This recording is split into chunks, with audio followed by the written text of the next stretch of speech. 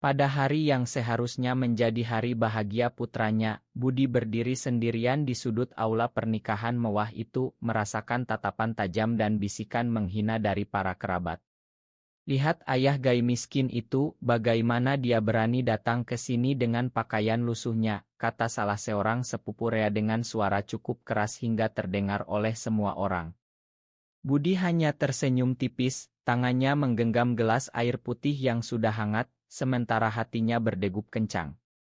Di luar, hujan deras mengguyur Jakarta malam itu, seolah langit pun ikut menangis atas penderitaan yang selama ini ia pendam sendirian. Sudah 20 tahun Budi hidup seperti ini, di sebuah rumah kontrakan kecil di pinggir Kali Ciliwung, Kampung Melayu. Setiap pagi ia bangun jam 4, membantu tetangga membersihkan got sebagai bentuk gotong royong, lalu naik angkot ke pasar untuk jualan sayur keliling. Orang-orang di kampung tahu dia Gai sejak ia berani mengaku di depan keluarga besar tahun 2005. Istrinya dulu, Siti, langsung pergi membawa Rea yang masih kecil, tapi Budi berjuang mati-matian untuk mendapatkan hak asuh. Anak laki-laki butuh ayah yang normal, kata ibu mertuanya saat itu, sambil meludah di lantai. Budi hanya diam, menerima segala hinaan karena ia tahu, di Indonesia ini, menjadi lelaki yang mencintai lelaki berarti siap kehilangan segalanya.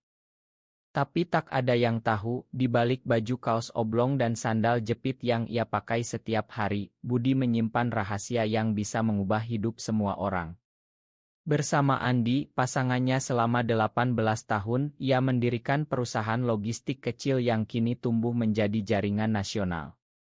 Mulai dari truk sewaan, kini mereka punya armada ratusan unit, gudang di Surabaya, Medan, Makassar, bahkan cabang di Singapura. Semua atas nama perusahaan IKTI, semua uang masuk rekening Andi di bank swasta. Budi sengaja hidup miskin agar Rea besar dengan nilai sederhana, agar keluarga besar yang pernah membuangnya tidak datang meminta-minta. Cinta sejati tak butuh uang, bisik Budi pada Andi setiap malam saat mereka berpelukan di kasur tipis. Hari ini, Rea menikah dengan Lila, gadis keturunan Betawi yang baik hati. Rea sendiri tak tahu banyak tentang ayahnya. Ia hanya ingat Budi yang selalu datang ke sekolah dengan motor butut yang tak pernah mampu beli sepatu baru saat ulang tahun. Ayah, Maya kalau keluarga besar kasar, kata Rea tadi pagi sambil memeluk Budi erat. Mereka cuma gitu-gitu aja. Budi mengangguk, tapi dalam hati ia bertanya-tanya, apakah hari ini adalah saat yang tepat untuk membuka semuanya. Saudara-saudaranya mulai berdatangan. Kakak ipar perempuan, Mbak Rini, langsung memelotot. Budi, kau masih saja begitu. Pakai baju yang sama waktu lebaran tahun lalu. Malu-maluin Rea aja. Sepupu-sepupu tertawa pelan. Budi hanya mengangkat bahu. Yang penting Rea bahagia, jawabnya pelan. Di dalam hatinya, badai mulai berputar. Ia ingat saat pertama kali bertemu Andi di sebuah kai tersembunyi di Kemang, tahun 2007. Andi, seorang akuntan muda yang baru pulang dari Australia, langsung jatuh cinta pada keteguhan Budi. Mereka berjanji akan saling melindungi di negeri yang tak ramah ini. Kita bangun kerajaan kecil dulu, nanti kalau Rea sudah dewasa, kita keluar dari bayang-bayang, kata Andi dulu. Malam semakin larut. Musik dangdut pelan mengalun. Budi melihat Rea dan Lila menari pertama, wajah putranya penuh kebahagiaan. Tapi di meja keluarga obrolan semakin panas. Anak seperti itu dibesarkan ayah Gai, pasti ada pengaruhnya, kata Om Hasan, adik ibu Budi. Untung Rea normal. Budi mengepalkan tangan di balik punggung. Ia ingin berteriak, ingin bilang bahwa ia yang mengajarkan Rea menjadi lelaki baik, yang menghormati perempuan, yang bekerja keras. Tapi ia diam, pengorbanan ini sudah terlalu panjang. Sementara tamu-tamu lain sibuk oto di depan pelaminan, Budi menyelinap keluar aula. Hujan masih deras. Ia menelepon Andi. Sayang, sudah mulai. Mereka masih menghina seperti biasa. Suara Andi di ujung sana tenang tapi tegas. Kamu kuat, Budi. Kalau saatnya tiba, aku akan datang dengan dokumennya. Andi adalah tulang punggung. Mereka bertemu saat Budi sedang terpuruk, baru saja ditinggal Siti.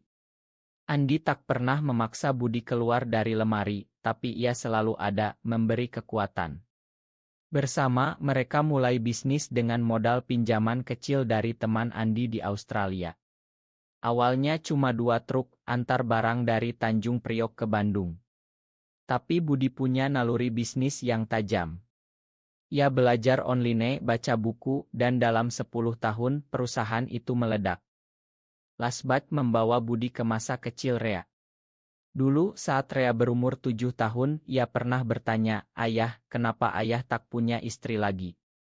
Budi duduk di tepi kasur, memeluk anaknya. "Karena ayah mencintai seseorang yang spesial, nak.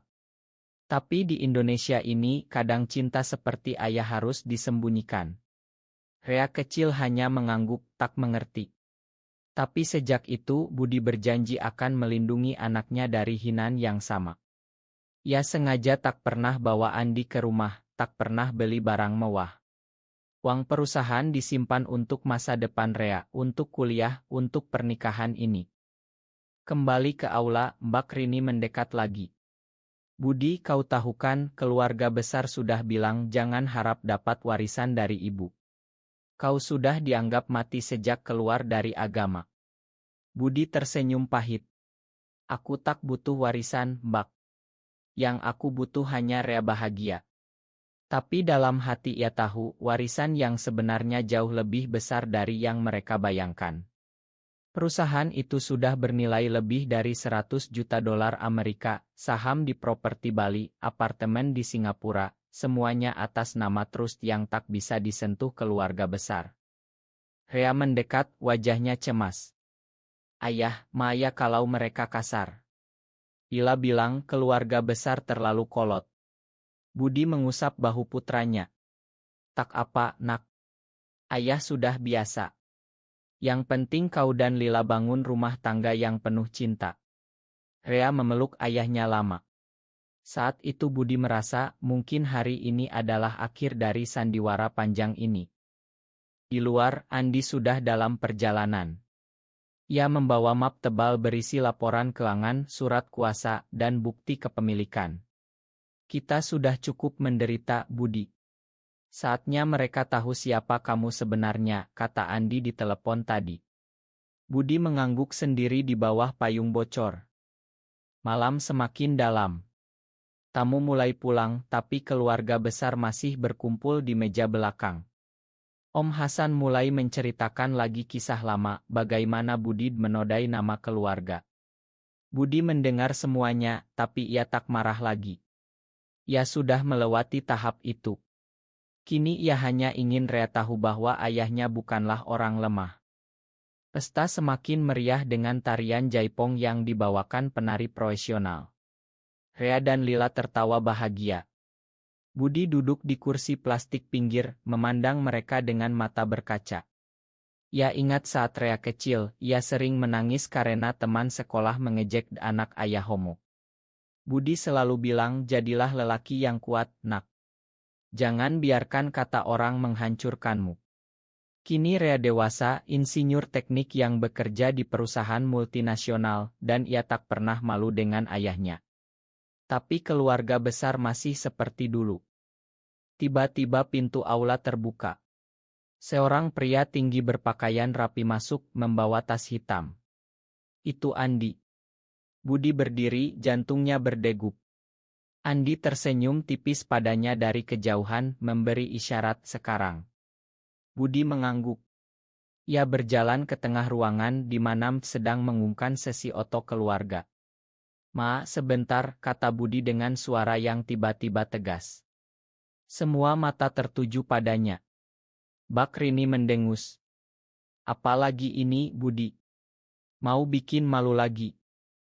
Andi maju ke depan, berdiri di samping Budi. "Selamat malam, keluarga. Saya Andi, pasangan Budi selama 18 tahun.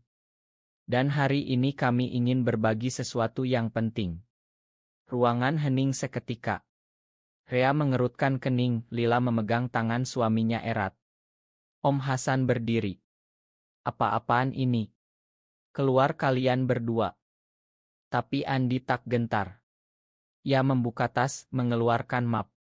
Ini laporan keuangan perusahaan logistik Nusantara. Pendiri dan pemilik mayoritas adalah Budi Santoso.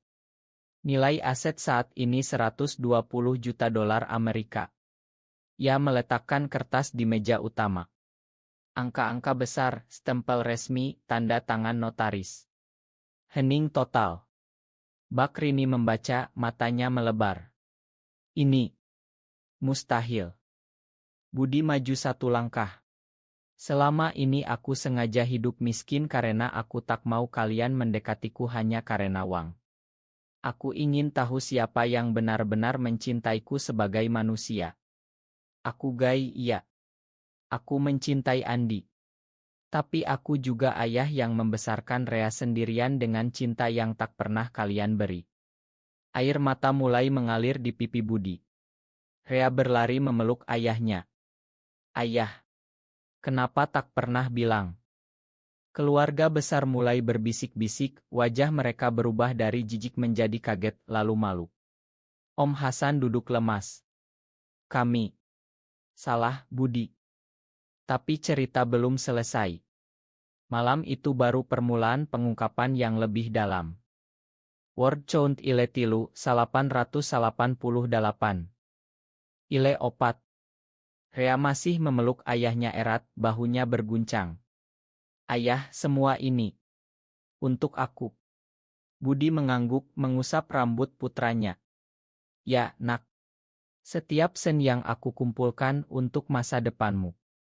Tapi aku tak mau kau besar dengan pikiran bahwa uang bisa beli segalanya.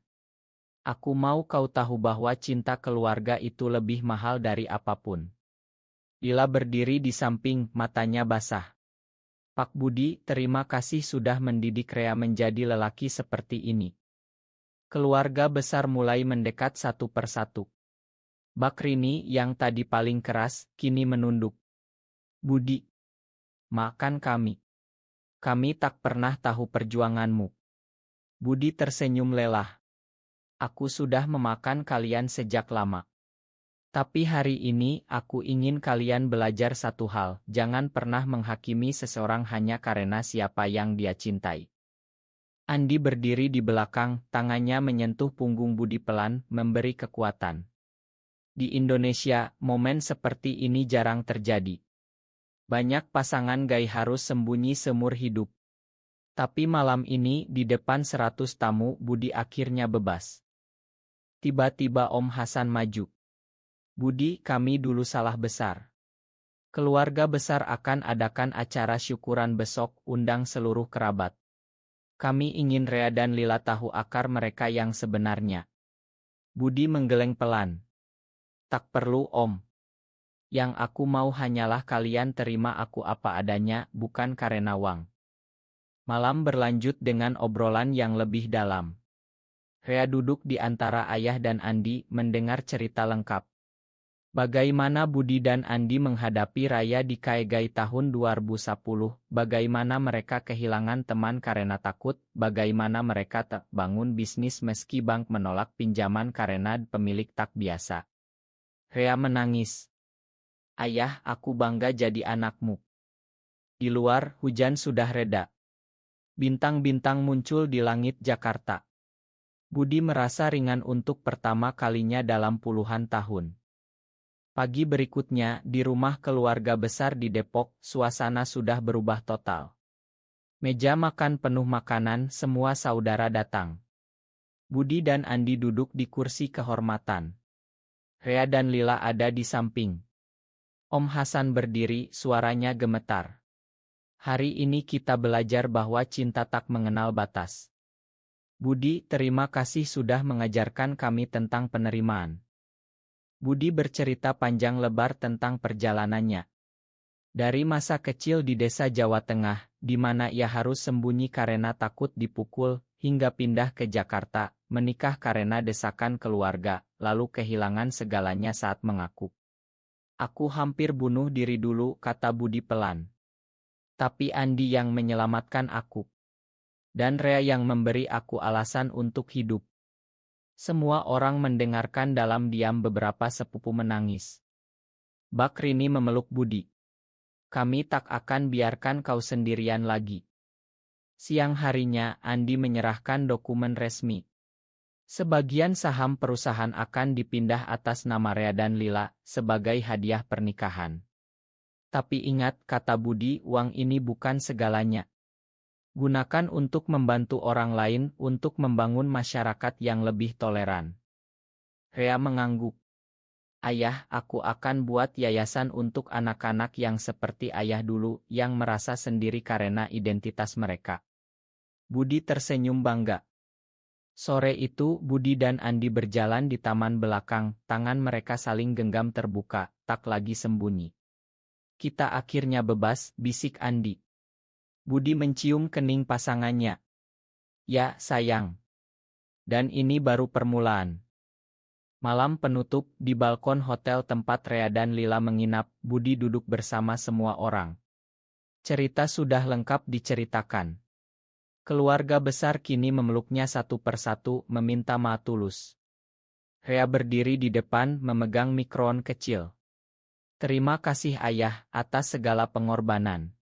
Aku belajar bahwa menjadi lelaki sejati bukan soal siapa yang kau cintai, tapi bagaimana kau mencintai. Budi berdiri, memeluk Andi di depan semua orang. Tak ada lagi bisikan, tak ada lagi hinaan.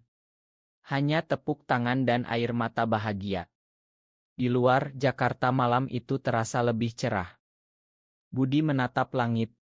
Perjalanan panjangnya dari lelaki yang dihina menjadi lelaki yang dihormati akhirnya selesai. Ia tahu masih banyak perjuangan di depan bagi komunitas gay di Indonesia, tapi malam ini, satu keluarga telah berubah.